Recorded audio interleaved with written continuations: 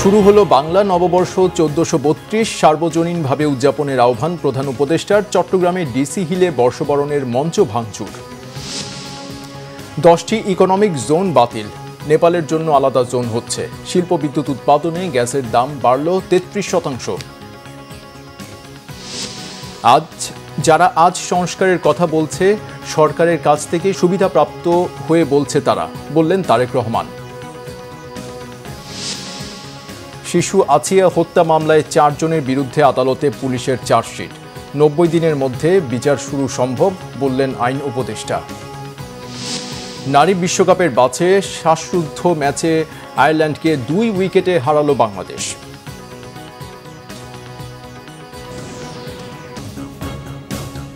দেখছিলেন crown cement সংবাদ শিরোনাম।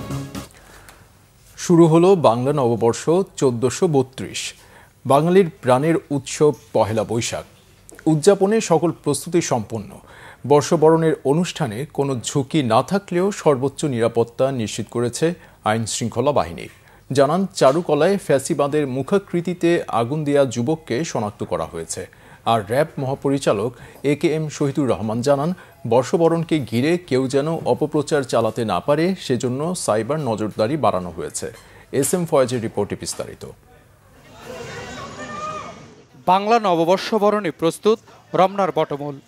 ছায়ানটের তদারকিতে চলছে বর্ষবরণ অনুষ্ঠানের শেষ মুহূর্তের মহড়া। এমন সময় বোমা বিস্ফোরণ। তাৎক্ষণিক পরিস্থিতি কিভাবে নিয়ন্ত্রণ করবে আইনশৃঙ্খলা বাহিনী, তা যাচাইয়ে পুলিশের এমন মহড়া, যা পরিদর্শন করেন ডিএমপি কমিশনার। সেনাবাহিনী, পুলিশ ও র্যাবের সমন্বয়ে বর্ষবরণের নিরাপত্তা সাজানো হয়েছে। নিরাপত্তায় কোনো ঘাটতি নেই বলেও দাবি তার। আমরা 18,000 নিরাপত্তা কর্মী, পুলিশ অফিসার নিয়োগ করতেছি। সাথে র্যাব আছে, বাংলাদেশ আর্মি আছে, ATU আছে এবং অন্যান্য গোয়েন্দা সংস্থাও আমাদেরকে সাহায্য করতেছে। এখন পর্যন্ত কোথাও থেকে কোনো এরকম কোনো ঝুঁকির কথা আমাদেরকে জানানো হয় নাই। ডিএমপি কমিশনার জানান, চারুকলায় ফ্যাসিবাদের মোটিভে আগুন দেওয়া যুবককে শনাক্ত করা হয়েছে। যে কোনো মুহূর্তে তাকে গ্রেপ্তার করা হবে। আমরা অত্যন্ত ক্লোজ, খুব নিকটে পৌঁছে গেছি এই মামলাটি ডিটেকশনের ক্ষেত্রে এবং দুর্বৃত্তদের অ্যারেস্ট করতেও সক্ষম হবে ইনশাআল্লাহ। পুলিশের পর রমনা বটমূল পরিদর্শন করেন র্যাব মহাপরিচালক। বিভিন্ন প্রস্তুতি দেখে গণমাধ্যমকে জানান, গুজব ঠেকাতে সাইবার মনিটরিং টিম কাজ করছে। আমরা সাইবার ওয়ার্ল্ডেও মনিটরিং করতেছি, যাতে এই সাইবার ওয়ার্ল্ডেও কেউ যাতে এই অনুষ্ঠানের বিষয়ে কোনো প্রকার অপপ্রচার চালাতে না পারে। এছাড়া এই অনুষ্ঠানে ব্যাপক জনসমাগম হয়। সাধারণ মানুষের নিরাপত্তার পাশাপাশি মা, বোন এবং শিশু এবং যারা বয়স্ক, তাদের নিরাপত্তা দিকেও আমরা বিশেষভাবে নজর রাখব। ঢাকাসহ সারা বাংলাদেশে নিরাপত্তামূলক ব্যবস্থা গ্রহণ করেছে। এদিকে ফ্যাসিবাদের দোষরদের ছাড় না দেওয়ার হুঁশিয়ারি দিয়েছেন শিক্ষার্থীরা। আওয়ামী লীগ সরকার এইটা বজায় রাখছে যে তার পরীক্ষিত দালালদের দিয়ে যে এখান থেকে যেন কখনোই সরকার বিরোধী কোনো কিছু আমরা করতে না পারি। কিন্তু সরকার বিরোধী কোনো কিছু না করা দায় যদি বর্তাতে হয়, তাহলে এটা বাংলাদেশের সকল প্রতিষ্ঠান, সকল কিছুর উপরেই যাবে, আদালতেও যাবে। অন্যদিকে বাংলা নতুন বছরের মূল আয়োজন ঢাকা বিশ্ববিদ্যালয়ের চারুকলা অনুষদের আনন্দ শোভাযাত্রার প্রস্তুতিও শেষ পর্যায়ে। শোভাযাত্রার আগ পর্যন্ত চলবে রং তুলির কাজ।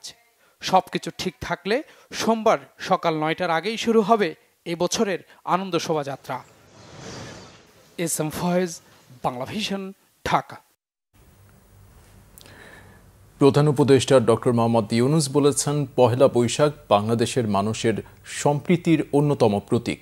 তাই প্রত্যেককে নিজ নিজ উপায়ে নিজেদের রীতি অনুযায়ী সার্বজনীন এ উৎসবে অংশ নিতে আহ্বান জানিয়েছেন তিনি।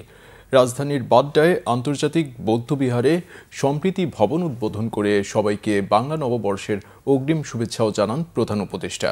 এদিকে সেনাপ্রধান আশ্বস্ত করেছেন, সাম্প্রদায়িক সম্প্রীতি বজায় রাখতে যা করা দরকার তাই করবে সেনাবাহিনী। রিপোর্ট সৈয়দ আব্দুল মুহিতের। রাজধানীর বাড্ডায় আন্তর্জাতিক বৌদ্ধ বিহারে উদ্বোধন হলো সম্প্রীতি ভবনের। এর আনুষ্ঠানিক উদ্বোধন করেন প্রধান উপদেষ্টা ডক্টর মোহাম্মদ ইউনূস।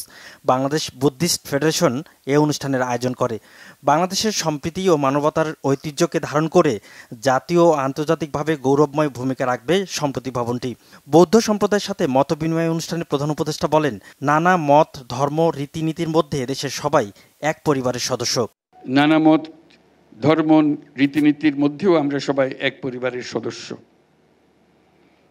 এদেশের হিন্দু, মুসলমান, বৌদ্ধ, খ্রিস্টান, পাহাড় ও সমতলের বিভিন্ন সম্প্রদায় ও জনগোষ্ঠী সব মিলিয়ে এদেশের মানুষের বিচিত্র ভাষা, সংস্কৃতি, ঐতিহ্য।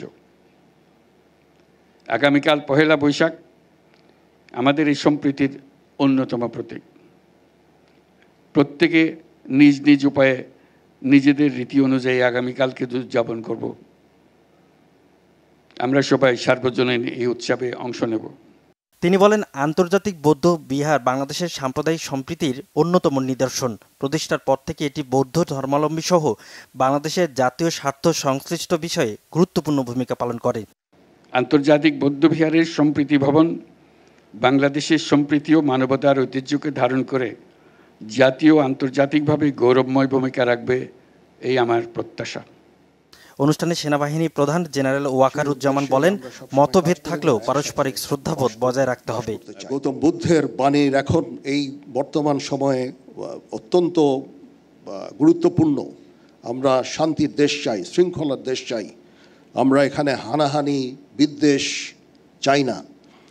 সবার সমস্ত বিভিন্ন মত থাকতে পারে, কিন্তু অবশেষে আমরা সবাই সবাইকে যেন শ্রদ্ধা করি। সমগ্র দেশে এই সাম্প্রদায়িক সম্প্রীতি রক্ষার জন্য যা কিছু করতে হয় সেটা আমরা করতে সবসময় সদা প্রস্তুত থাকব।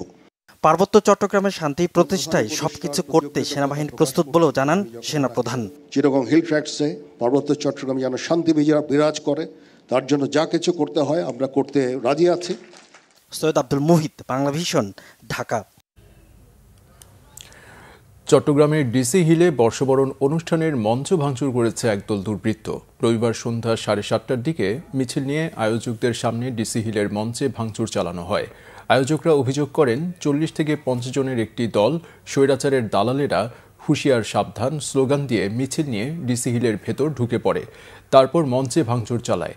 এ সময় মিছিলকারীরা ক্ষমতাচ্যুত সাবেক প্রধানমন্ত্রী শেখ হাসিনার বিচার না হওয়া পর্যন্ত ডিসি হিলে বর্ষবরণের কোনো অনুষ্ঠান করতে দেওয়া হবে না বলে হুঁশিয়ার করে।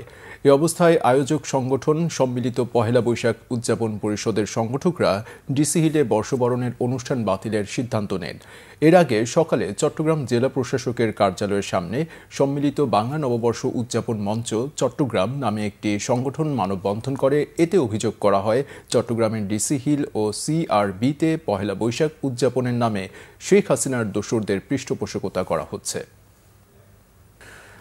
হযরত শাহজালাল আন্তর্জাতিক বিমানবন্দরের 3rd টার্মিনাল দ্রুত চালুর নির্দেশ দিয়েছেন প্রধান উপদেষ্টা ডক্টর মোহাম্মদ ইউনূস। বিডা ও বেজার বৈঠকে অবকাঠামো ও সুবিধা না থাকায় 10টি ইকোনমিক জোন বাতিলের সিদ্ধান্ত হয়। সেই সাথে নেপালের জন্য একটি আলাদা ইকোনমিক জোন তৈরির নির্দেশও দেন প্রধান উপদেষ্টা। জানান, বিনিয়োগকারীদের ওয়ান স্টপ সার্ভিসের সব সেবা দেয়া হবে অনলাইনে। রিপোর্ট সৈয়দ আব্দুল মুহিতের। বাংলাদেশ বিনিয়োগ সম্মেলনের বিস্তারিত তুলে ধরার পাশাপাশি প্রধান উপদেষ্টার সভাপতিত্বে বেজা ও বিডার বৈঠক নিয়ে রাজধানীর ফরেন সার্ভিস একাডেমিতে ব্রিফ করেন প্রতিষ্ঠান দুটির চেয়ারম্যান আশিক চৌধুরী। তিনি জানান, বিনিয়োগ সম্মেলনে সরকারের ব্যয় হয়েছে 1,45 লাখ টাকা। এর সুফল 2025-26 সাল নাগাদ পাওয়া যাবে বলে তিনি আশা করছেন। জানান, সেপ্টেম্বর-অক্টোবরের মধ্যে বে টার্মিনাল স্থাপনে বিদেশি কোম্পানি চূড়ান্ত হবে। ব্রিফিংয়ে জানানো হয়, বিনিয়োগকারীদের যে কোনো সার্ভিস এখন থেকে হবে অনলাইনে। ইনভেস্টমেন্ট অ্যাট্রাক্ট করার জন্য অনেকগুলো এজেন্সি আছে, তো সেইটাকে ইনভেস্টমেন্ট এই যে অনেকগুলো যে প্রায় 8টা এজেন্সি এটা নিয়ে কাজ করে ডিপার্টমেন্ট, তো সেটা যদি একটা আমব্রেলার আন্ডারে কিভাবে আনা যায় সেটার জন্য একটা কমিটি করার নির্দেশ দিয়েছে। নেপালের জন্য একটা ইকোনমিক জোন। বাংলাদেশে কোনো সামুদ্রিক পোর্ট নেই, so let's start with that. আমরা বে টার্মিনাল নিয়ে অনেক দিন ধরে কথা বলছি। সিঙ্গাপুরের একটা কোম্পানি আছে, দুবাইয়ের একটা কোম্পানি আছে, PSA এবং DP ওয়ার্ল্ড, তারা অনেক দিন ধরে চেষ্টা করছে। বাট আমাদের টার্গেট হচ্ছে যে এই সেপ্টেম্বর-অক্টোবর মাসের মধ্যে আমরা বে টার্মিনাল ইস্যুটা রিজলভ করে আমরা একটা সিগনিফিক্যান্ট মাইলস্টোন ক্রস করব। এফডিআই বাড়াতে প্রবাসীদের প্রণোদনার মডেল নিয়ে কাজ করছে সরকার। ভবিষ্যতে ইকোনমিক জোন তৈরির ক্ষেত্রে সব মন্ত্রণালয়কে সংযুক্ত করা হবে। দিয়ে আছে, যেটার কথা আপনারা অনেক শুনেছেন। সুন্দরবনে একটা আছে, অ্যাপারেন্টলি ইকো ট্যুরিজম পার্ক হওয়ার কথা ছিল। সো এরকম বেশ কয়েকটা 10টা টোটাল ইকোনমিক জোনকে আমরা we are cancelling the licence for the economic zone because we don't think it's necessary. যে কটা আছে সেগুলোকে ঠিকভাবে করতে হবে। থার্ড টার্মিনাল কত দ্রুত এটা চালু করা যায় সেজন্য একটা কমিটি করে দেওয়া হচ্ছে, তারা কাজ করবে। ট্রান্সশিপমেন্ট বাতিল হওয়ায় দেশের বিমানবন্দরগুলোর সক্ষমতা বাড়ানোর উপর জোর দেওয়ার নির্দেশও দিয়েছেন প্রধান উপদেষ্টা। সৈয়দ আব্দুল মুহিত, বাংলা ভিশন, ঢাকা। শিল্প বিদ্যুৎ উৎপাদনে গ্যাসের দাম প্রতি ইউনিটে 33% বাড়ানো হয়েছে। Bangladesh energy regulatory commission BERC রোববার এক সংবাদ সম্মেলনে দাম বৃদ্ধির ঘোষণা দেয়। কমিশনের চেয়ারম্যান জালাল আহমেদ জানান, ক্যাপটিভ বা বিদ্যুৎ উৎপাদনে ব্যবহৃত গ্যাসের দাম 31.5 টাকা থেকে বেড়ে হবে 42 টাকা। শিল্প খাতে ব্যবহৃত গ্যাসের দাম ইউনিট প্রতি 30 টাকা থেকে বেড়ে হবে 40 টাকা। মুহিবুল্লাহ মুহিবের রিপোর্টে বিস্তারিত। প্রাকৃতিক গ্যাসের মূল্য নির্ধারণে সংবাদ সম্মেলনের আয়োজন করে Bangladesh energy regulatory commission BERC. রবিবার সংস্থাটির কার্যালয়ে আয়োজিত সংবাদ সম্মেলনে কমিশনের চেয়ারম্যান জালাল আহমেদ বলেন, নতুন শিল্পের পাশাপাশি এখন যারা অনুমোদিত লোডের বেশি গ্যাস ব্যবহার করছেন সেসব শিল্প প্রতিষ্ঠানকে ইউনিট প্রতি 30 টাকার পরিবর্তে 40 টাকা দরে বিল দিতে হবে। আমরা জানি যে এটা শিল্পে যেখানে 30 টাকা বর্তমান রেট, সেখানে পেট্রোবাংলা অথবা তার বিতরণ কোম্পানিগুলো প্রস্তাব করেছিল 75 টাকা 72 পয়সা বা 75.72 টাকা, এবং যেখানে ক্যাপটিভ বিদ্যুতের জন্য 31 টাকা 50 পয়সা সেখানে প্রস্তাব করেছিল তারা 75.72 টাকা। এই প্রস্তাবিত বৃদ্ধির হার ছিল প্রায় 150 ভাগ, অর্থাৎ 30 টাকার জায়গায় 75 টাকা। অংশীজনের বক্তব্য এবং বাস্তব অবস্থা বিবেচনায় কমিশন নতুন প্রতিশ্রুত বিদ্যমান গ্রাহকের জন্য, বিদ্যমান বলতে যারা অনুমোদিত লোডের চেয়ে বেশি ব্যবহার করবে তাদের জন্য প্রস্তাবিত যে 150% বৃদ্ধি ছিল তার পরিবর্তে আমরা 33% প্লাস মাইনাস বাড়ানোর জন্য আমরা সিদ্ধান্ত নিয়েছি। নতুন এই দর চলতি এপ্রিল মাসের বিল থেকেই কার্যকর হবে বলে জানান জালাল আহমেদ। তিনি বলেন, এরই মধ্যে কমিশন সিদ্ধান্ত নিয়েছে পেট্রোবাংলা পিডিবির অধীনে লাইসেন্সি সমস্ত কোম্পানির আর্থিক প্রতিবেদন পর্যালোচনা করা হবে। শিল্পে যারা নতুন আসবে তারা বিকল্প জ্বালানির বিষয়ে চিন্তা করতে পারবে। এটি একটি সুযোগও তৈরি করবে বলে মনে করেন তিনি। আমার ধারণা যে এটা একটা নতুন ধরনের একটা সুযোগও সৃষ্টি করবে। একটা বিকল্প জ্বালানির বিষয়ে যারা নতুন শিল্পে যারা নতুন আসবে তারা বিকল্প জ্বালানির বিষয়ে চিন্তা করতে পারবে। একটা সুযোগও এখানে তৈরি হলো। তারা যদি সিস্টেম লস কমাতে পারে, নিঃসন্দেহে এখানে যেটা ওই টাকার প্রশ্নটা আসছিল যে যদি 75 টাকা হতো তাহলে 3240 কোটি টাকার একটা আয় তারা চিন্তা করেছিলেন। আসলে কি পরিমাণ নতুন কানেকশন হবে তার উপর নির্ভর করবে এই আয়টা। এখানে 40 টাকা করাতে আসলে নিঃসন্দেহে আয়টা ওই অনুপাতে কমে যাবে, এবং গ্যাপটা পূরণের জন্য নির্ভর করতে হবে মূলত তাদের ব্যবস্থাপনার দক্ষতার উপরে।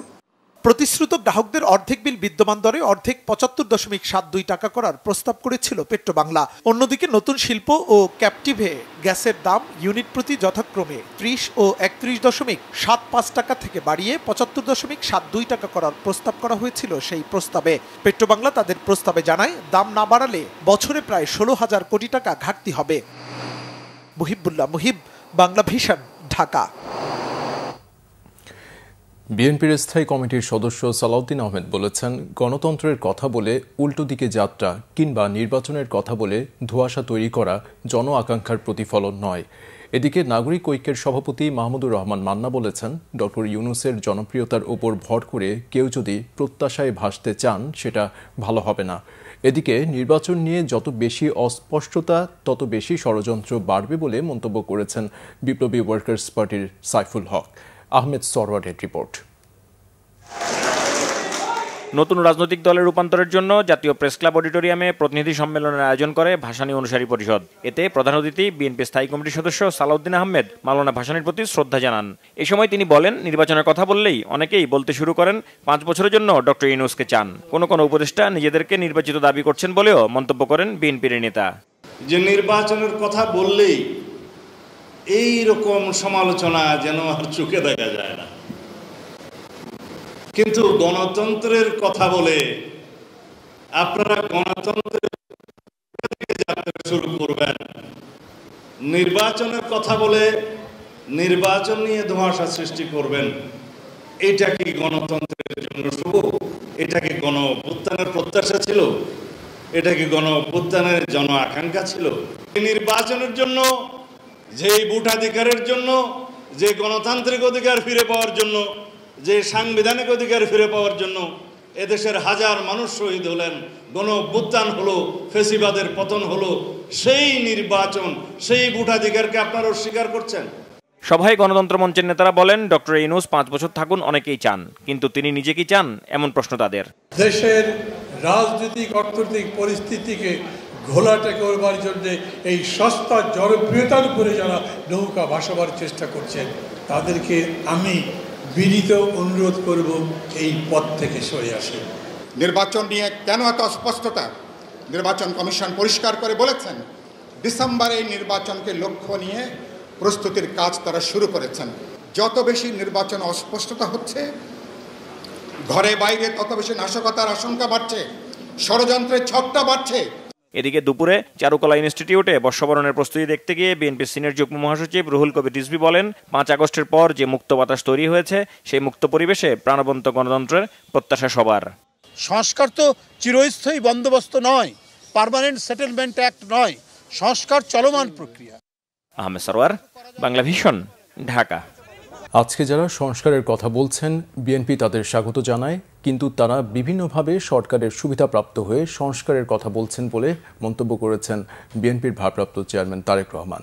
বলেন, সুবিধার মধ্যে থেকে নয়, স্বৈরাচারের নির্যাতনের মধ্যেও বিএনপি নেতা কর্মীরা সংস্কারের কথা বলছেন। 31 দফা রাষ্ট্র কাঠামো মেরামতের রূপরেখা নিয়ে এক আলোচনায় ভার্চুয়ালি যুক্ত হয়ে বিএনপির কেউ অনৈতিক কর্মকাণ্ডে জড়িয়ে পড়লে তাদের বিরুদ্ধে ব্যবস্থা নেওয়ার কথা বলে জানান তিনি। আজকে যারা সংস্কারের কথা বলছে, এরা সুবিধা প্রাপ্ত হয়ে, অর্থাৎ সরকার তাদেরকে গাড়ি দিচ্ছে, তাদেরকে বেতন বোনাস ভাতা দিয়ে দিচ্ছে, তারপরে তারা বসে বসে সংস্কারের কথা বলছে। বিএনপি এসব সুবিধার মধ্যে থেকে সংস্কারের কথা বলেনি। বিএনপি যখন সংস্কারের কথা বলছে, তখন বিএনপি রাজপথে স্বৈরাচারের সাথে যুদ্ধ করছে একদিকে, আন্দোলন করছে একদিকে, আর আরেকদিকে বিএনপি দেশ গঠনের কথা চিন্তা করছে। বিএনপি অন্যায়কারীর বিরুদ্ধে, যারা দলের ভিতরে থেকে অন্যায় করছে, যেটা সামনে আসছে আমরা চেষ্টা করছি ব্যবস্থা গ্রহণ করতে, অর্থাৎ আমরা ডিনায়ালে নেই। কারণ আমরা বলেছি অন্যায়কারী কোনো দলের সদস্য হতে পারে, অন্যায়কারীর পরিচয় সে অন্যায়কারী। প্লট দুর্নীতির আলাদা 3 মামলায় ক্ষমতাচ্যুত প্রধানমন্ত্রী শেখ হাসিনা, তার ছোট বোন শেখ রেহানা এবং রেহানার 2 মেয়ে টিউলিপ সিদ্দিক ও আজমিনা সিদ্দিক সহ 53 জনের বিরুদ্ধে গ্রেফতারি পরোয়ানা জারি করেছে আদালত। রবিবার ঢাকার মহানগর জ্যেষ্ঠ বিশেষ জজ জাকির হোসেন গালিবের আদালত দুর্নীতি দমন কমিশনের দেয়া চার্জশিট আমলে নিয়ে এই গ্রেফতারি পরোয়ানা জারি করেন। সেই সাথে এ সংক্রান্ত প্রতিবেদনের জন্য 27 এপ্রিল তারিখ ঠিক করে আদালত। গত বৃহস্পতিবার শেখ হাসিনা, তার মেয়ে সাইমা ওয়াজেদ পুতুল সহ 18 জনের বিরুদ্ধে গ্রেপ্তারি পরোয়ানা জারি করেছিল একই আদালত। অনিয়মের মাধ্যমে পূর্বাঞ্চলে 7 কাঠা প্লট বরাদ্দ নেয়ার প্রমাণ পাওয়ায় শেখ হাসিনা ও শেখ রেহানার পরিবারের সদস্য সহ সাবেক প্রতিমন্ত্রী শরীফ আহমেদ, প্রধানমন্ত্রীর সাবেক একান্ত সচিব সালাউদ্দিন এবং জাতীয় গৃহায়ন ও গণপূর্ত মন্ত্রণালয়ের 14 কর্মকর্তার বিরুদ্ধে আলাদা 8টি অভিযোগপত্র দাখিল করে দুদক। গত 12, 13 ও 14 জানুয়ারি তাদের বিরুদ্ধে মামলাগুলো দায়ের করা হয়। মাগুরায় শিশু আছিয়া ধর্ষণ ও হত্যা মামলায় 4 জনকে অভিযুক্ত করে চার্জশিট দাখিল করেছে পুলিশ। ঘটনার প্রায় 1 মাস পর মাগুরা বিচারিক আদালতে এই চার্জশিট দাখিল করা হলো। মাগুরা সদর থানার ভারপ্রাপ্ত কর্মকর্তা মোহাম্মদ আইয়ুব আলী জানান, এই মামলায় অভিযুক্ত 4 জন আসামির বিরুদ্ধেই মাগুরার চিফ জুডিশিয়াল ম্যাজিস্ট্রেট আব্দুল মতিনের আদালতে রবিবার বিকাল 4:30টায় চার্জশিট দাখিল করা হয়। চার্জশিটে নিহত আছিয়ার ভগ্নিপতি সজীব শেখ ও তার ভাই রাতুল শেখ হত্যার হুমকি ও ভয়ভীতি এবং হিটু শেখের স্ত্রী জায়দা খাতুনের বিরুদ্ধে তথ্য গোপনের অভিযোগ আনা হয়েছে। গত 5 মার্চ মাগুরা শহরের নিজ নান্দু আলী গ্রামে বোনের বাড়িতে ধর্ষণের শিকার হয়ে গুরুতর অসুস্থ হয় 8 বছরের শিশু আছিয়া। এ ঘটনায় শিশু আছিয়ার মা আয়েশা খাতুন বাদী হয়ে 4 জনকে আসামি করে মাগুরা সদর থানায় ধর্ষণ মামলা করেন। পরে চিকিৎসাধীন অবস্থায় গত 13 মার্চ তার মৃত্যু হয়। ঘটনার প্রতিবাদে ও আসামিদের দৃষ্টান্তমূলক শাস্তির দাবিতে মাগুরা সহ সারা দেশে ব্যাপক আন্দোলন হয়। আইন উপদেষ্টা অধ্যাপক ডক্টর আসিফ নজরুল বলেছেন, মডেল মেঘনা আলমের ব্যাপারে বিভিন্ন মানবাধিকার সংস্থার বক্তব্য বিশ্লেষণ করা হচ্ছে। গ্রেফতারের প্রক্রিয়া ঠিক হয়নি, তবে তার বিরুদ্ধে অপরাধের যথেষ্ট প্রমাণ রয়েছে। সচিবালয়ে সাংবাদিকদের সাথে আলাপকালে তিনি এসব কথা বলেন। আইন উপদেষ্টা আরও বলেন, নিবর্তনমূলক আইনের ক্ষেত্রে সংস্কার কমিশনের সুপারিশ দেখা হবে। বাংলাদেশ ব্যাংকের অর্থ পাচার নিয়ে করা রিভিউ কমিটির বৈঠক হয়েছে। তিনি জানান, $2 বিলিয়ন লুট করার পরিকল্পনা করেছিল আগের সরকার। সেখানে $88 মিলিয়ন চুরির তথ্য পাওয়ার কথা জানান তিনি। এর মধ্যে $66 মিলিয়ন এখনও ফেরত আনা সম্ভব হয়নি। ফরাসউদ্দিন এর তদন্ত প্রতিবেদনে যাদের নাম এসেছে তাদের ব্যাপারে কি ব্যবস্থা নেওয়া হয়েছে সেটিও খতিয়ে দেখা হচ্ছে বলেও জানান আসিফ নজরুল। আইন উপদেষ্টা আরও জানান, গত 16 বছরে দায়ের করা 7,184টি রাজনৈতিক মামলা প্রত্যাহারের সুপারিশ করা হয়েছে। মামলার চার্জশিট জমা হলে 90 দিনের মধ্যে বিচার সম্ভব বলেও জানান আইন উপদেষ্টা। জানেন যে বাংলাদেশ ব্যাংক থেকে বিপুল পরিমাণ অর্থ, প্রায় $88 মিলিয়ন, রাইট, স্ক্যামের মাধ্যমে, এখান থেকে হ্যাকিং বলা হয়, স্ক্যাম বলা হয়, চুরি বলা হয়, বাংলাদেশ ব্যাংক থেকে লুট করা হয়েছিল। অত্যন্ত গুরুতর এবং জঘন্য একটা ফিনান্সিয়াল ক্রাইম এবং বাংলাদেশ বিরোধী অনেক বড় ষড়যন্ত্র। কিন্তু এটার তদন্ত করতে গিয়ে তৎকালীন সরকারের আমলে সীমাহীন গাফলতি করা হয়েছে। সিআইডিকে নির্দেশ দেওয়া হয়েছিল, সুনির্দিষ্টভাবে নির্দেশ দেওয়া হয়েছিল সিআইডি থেকে, আমরা যেটা জানেছি যে বাংলাদেশ ব্যাংকের যারা এটার সাথে ইনভলভ আছে তাদের নাম যেন অভিযোগপত্রে না দেওয়া হয়, এই ধরনের ইনস্ট্রাকশন দেওয়া হয়েছিল তাদেরকে। বিশেষ ক্ষমতা আইনে মডেল অভিনেত্রী মেঘনা আলমের 30 দিনের আটকাদেশ কেন অবৈধ ঘোষণা করা হবে না তা জানতে চেয়ে রুল জারি করেছে হাইকোর্ট। রবিবার বিচারপতি রাজিক আল জলিল ও বিচারপতি তামান্না খালিদের হাইকোর্ট বেঞ্চ এ রুল দেন। মেঘনা আলমকে আটকের প্রক্রিয়ার বৈধতা নিয়ে তার বাবা বদরুল আলম রিট দায়ের করেন। আদালতে রিটের পক্ষে শুনানি করেন ব্যারিস্টার সারা হোসেন। তিনি বলেন, রুলে হাইকোর্ট জানতে চেয়েছেন মেঘনা আলমকে 30 দিনের আটকে রাখার আদেশ কেন অবৈধ ঘোষণা করা হবে না, কেন তাকে মুক্তি দিতে নির্দেশ দেওয়া হবে না এবং কেন তাকে গ্রেপ্তার ও আটকের প্রক্রিয়াটি অসাংবিধানিক ও মৌলিক অধিকার পরিপন্থী ঘোষণা করা হবে না।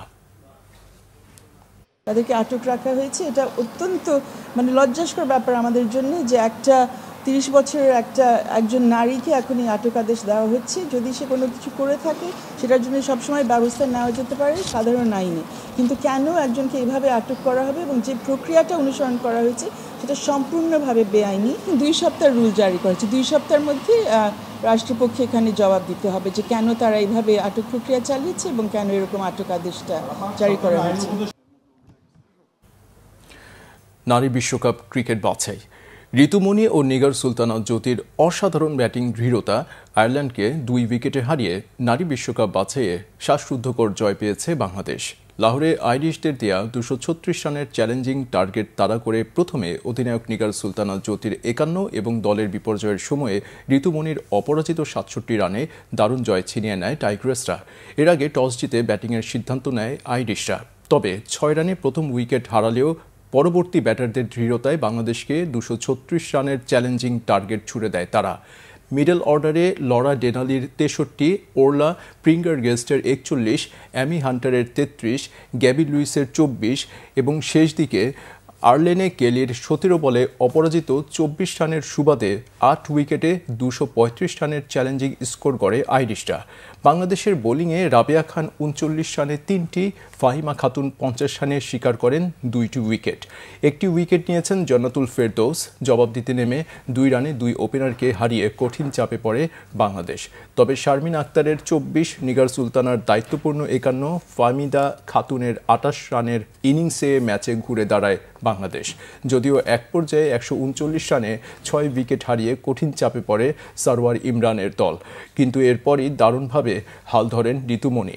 61 বলে 6 বাউন্ডারিতে অপরাজিত 67 রান করে বাংলাদেশকে দারুণ এক জয় এনে দেন ঋতুমণি। তাকে গুরুত্বপূর্ণ সাপোর্ট দিয়ে জান্নাতুল ফেরদৌস 19 এবং নাহিদা আক্তার অপরাজিত 18 রান করে টানা দ্বিতীয় জয় উপহার দেন দেশকে। নতুন বাজেটের কর কাঠামো বিনিয়োগ বান্ধব করার দাবি জানিয়েছেন বিএনপির স্থায়ী কমিটির সদস্য আমির খসরু মাহমুদ চৌধুরী। তবে কর্পোরেট কর ও আয়কর কমানোর সুযোগ নেই বলে জানিয়েছেন এনবিআর চেয়ারম্যান আব্দুর রহমান খান। রবিবার ঢাকা চেম্বার অব কমার্স আয়োজিত প্রাক বাজেট আলোচনায় এসব কথা বলেন তারা। এনবিআর চেয়ারম্যান আব্দুর রহমান খান বলেন, ব্যবসায়ীরা যেসব বাধার সম্মুখীন হচ্ছে তা নিরসনের চেষ্টা করা হচ্ছে। বৈষম্য দূর করতে দীর্ঘদিন কর ছাড় পাওয়া ব্যক্তি ও প্রতিষ্ঠানের কর বাড়ানোর ইঙ্গিত দেন তিনি। জানান, আয়করের মতো আগামী বছর থেকে কর্পোরেট কর রিটার্নও অনলাইনে দেওয়ার ব্যবস্থা করা হবে। যেসব করদাতা আইনকানুন মেনে চলেন তাদের আমদানিতে গ্রিন চ্যানেল ব্যবহারের সুবিধা দেওয়া হবে। অনুষ্ঠানে এফবিসিসিআই সাবেক সভাপতি আব্দুল আওয়াল মিন্টু ব্যবসা ও বিনিয়োগ বান্ধব বাজেট তৈরির তাগিদ দেন।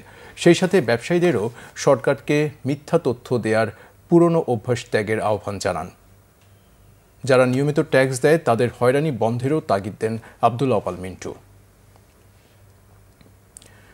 যুক্তরাষ্ট্রে অবৈধভাবে থাকা বাংলাদেশি নাগরিকদের শনাক্ত করে ফেরত পাঠানোর প্রক্রিয়া শুরু করেছে দেশটি। যুক্তরাষ্ট্র সরকার একটি নির্বাহী আদেশে অবৈধ অভিবাসীদের পাঠানো এবং সকল ভিসা ক্যাটাগরিতে কড়া তদন্ত কার্যক্রম চালানোর নির্দেশ দিয়েছে। ইমিগ্রেন্টস ইন্টারন্যাশনাল ইউএসএর চেয়ারম্যান অ্যাটর্নি মঈন চৌধুরী জানান, অবৈধ ব্যক্তিদের ফেরত পাঠানো, প্রবেশদ্বারে কঠোর জিজ্ঞাসাবাদ, ছাত্র ভিসা প্রসেসিংয়ে বিলম্ব এবং পারিবারিক কর্মসংস্থান ভিত্তিক ভিসায় জটিলতা দেখা দেবে যুক্তরাষ্ট্র সরকারের নির্বাহী আদেশের কারণে। তিনি বলেন, নিউ ইয়র্ক, নিউ জার্সি ও কানেকটিকাটে অবৈধ বাংলাদেশের সংখ্যা বেশি হওয়ায় কূটনীতিক পর্যায়ে মর্যাদাপূর্ণ ফেরত নিশ্চিতের বিষয়ে আলোচনা চলছে। গ্রিন কার্ড ও অন্যান্য ভিসা হোল্ডারদের জন্য বিমানবন্দরে কঠোর জিজ্ঞাসাবাদ চালু হয়েছে। বছরে 10 মাসের বেশি সময় বিদেশে অবস্থান করলে গ্রিন কার্ড বাতিলের ঝুঁকি আছে বলে জানান অ্যাটর্নি মঈন চৌধুরী। বর্তমান আমেরিকার যে এক্সিকিউটিভ আদেশ অনুযায়ী যারাই আমেরিকায় অবৈধভাবে বসবাস করছেন তাদেরকে দেশ থেকে বৈধ উপায়ে ফেরত পাঠানোর ব্যবস্থা হচ্ছে। বৈধ উপায় কি?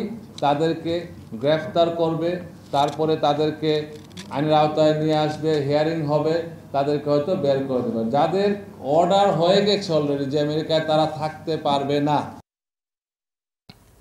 সংবাদ শেষ করছি ক্রাউন সিমেন্ট শিরোনামগুলো আরেকবার জানিয়ে দিয়ে।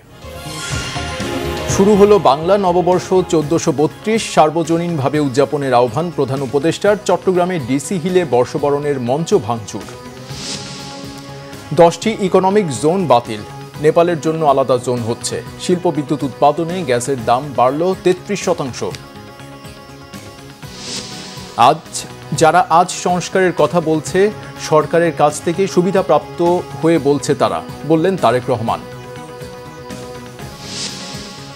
শিশু আছিয়া হত্যা মামলায় 4 জনের বিরুদ্ধে আদালতে পুলিশের চার্জশিট। 90 দিনের মধ্যে বিচার শুরু সম্ভব, বললেন আইন উপদেষ্টা। নারী বিশ্বকাপের বাছাই শ্বাসরুদ্ধ ম্যাচে আয়ারল্যান্ডকে 2 উইকেটে হারালো বাংলাদেশ।